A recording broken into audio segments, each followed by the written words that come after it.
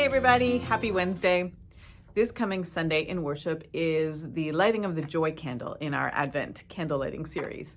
And it's commonly known as Gaudete Sunday. I think I'm pronouncing that properly.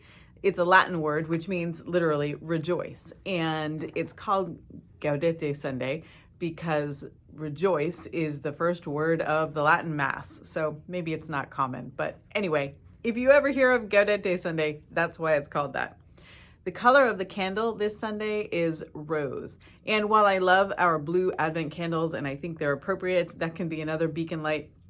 The color rose for joy made a little bit more sense when we were using purple candles because it's meant to be a lightening. I guess it still makes sense with blue, but it's a lightening from our focus on longing and lament. And some things to know about approaching this Sunday. Joy and happiness are not the same thing. Happiness is dependent on our circumstances being favorable, and we understand joy to come in all kinds of circumstances, both favorable and unfavorable. One of my favorite movies that helps us understand this concept is Pixar's movie Inside Out. And if you do not know it, I highly recommend that you look it up and watch it. When I need a good cry, I watch this movie.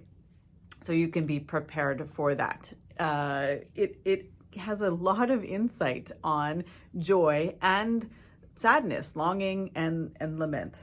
In the movie, a lot of it takes place inside the head of 11-year-old Riley. And in her head, we see her 5 emotions: joy, sadness, anger, fear, and disgust. And they're embodied by characters who, in many ways, kind of vie for control of Riley's emotions. And, you know, an 11-year-old has volatile emotions. Sometimes 54-year-olds have volatile emotions.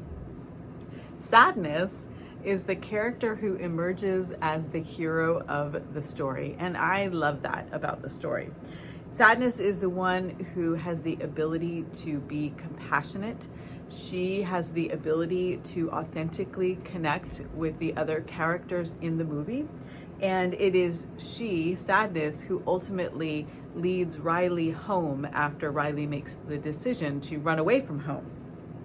And I know it's Joy Sunday, but I'm going to talk about sadness for another minute.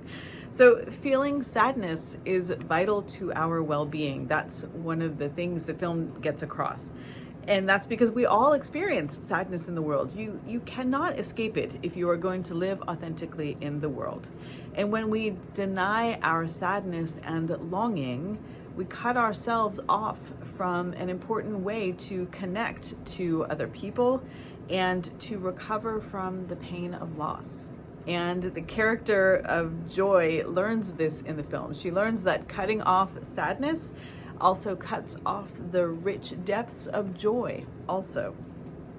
Because it's only when Riley in the movie is able to feel her sadness that she can then move into the joy that comes of being comforted by other people with whom she has shared her sadness, and the joy that comes when she is shown compassion by other people. So Gaudete Sunday isn't an attempt to put a happy face on it or silver lining anything or make lemons out of lemonade. It's not an attempt to fake joy despite our circumstances.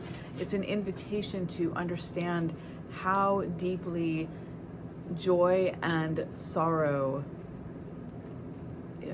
affect one another and how intertwined they are. And it's an opportunity for us to recognize how much the experience of one deepens our experience of the other, especially when we are willing to hold them together as life often demands.